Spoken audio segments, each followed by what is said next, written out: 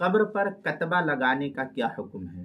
عام طور پر جو قبر کے سرہانے یا پیتانے یا سرہانے عام طور پر ہوتا ہے سر کے پاس ایک کیا نام ہے پتھر لگا دیتے ہیں، اس کے اوپر میت کا نام وغیرہ اور اس کی پیدائش اور قرآن کی آیت وغیرہ لکھ دیتے ہیں یا اور بھی کچھ لکھ دیتے ہیں۔ تو کتبہ لگانے کا کیا حکم ہے؟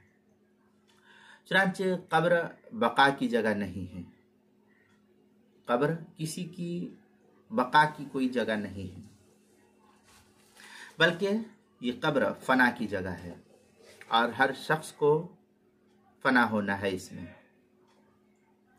لہذا اس پر باقاعدہ کتبہ لگا کر محفوظ کرنا روح شریعت کے خلاف ہے، نہیں کرنا چاہیے لوگوں کو۔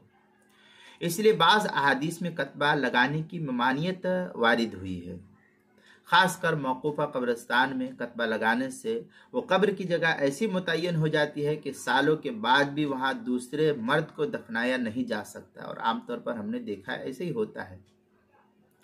اب اگر ہر شخص کو کتبہ لگانے کی اجازت دی جائے گی تو بہت جلد قبرستان تنگ پڑ جائے گا، اس لیے عام اموات کے لیے کتبہ لگا کر قبر کو محفوظ کر دینا درست نہیں ہوگا۔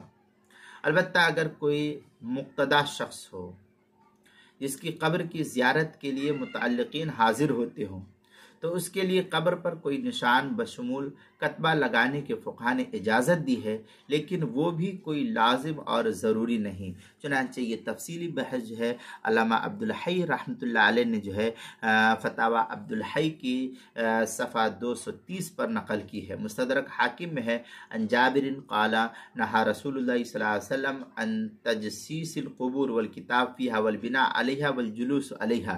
اس طریقے کی عبارت مستدرک حاکم پہلی جلد صفحہ 525 حدیث نمبر 1370 ہے۔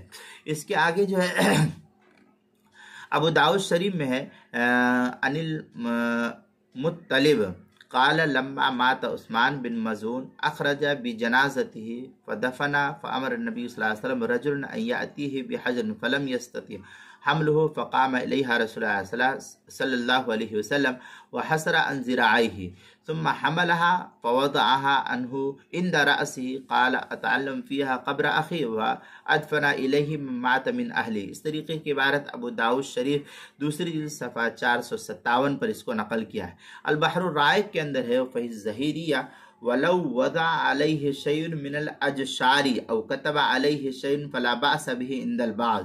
اس طریقے کی عبارت البحر الرائق جو کوئٹہ کا چھپا ہوا نسخہ اس کی دوسری جلد صفحہ 194 اور جو زکریا بک ڈیپو دیوبند کا ہندی نسخہ اس کی دوسری جلد صفحہ 340 اور 341 پر ہے، تحتوی علی مراق الفلاح میں ہے ولا باس ایضا بالکتابۃ فی حجر شین فیہ به القبر ووضع علیہ لئلا یذهب الاثر فیحترم لعلم بصاحبہ۔ اس طریقے کی عبارت تحتوی علی مراق الفلاح جو دارالکتاب دیوبند کا چھپا ہوا نسخہ اس کے صفحہ 611 اور 612 پر اس کو نقل کیا۔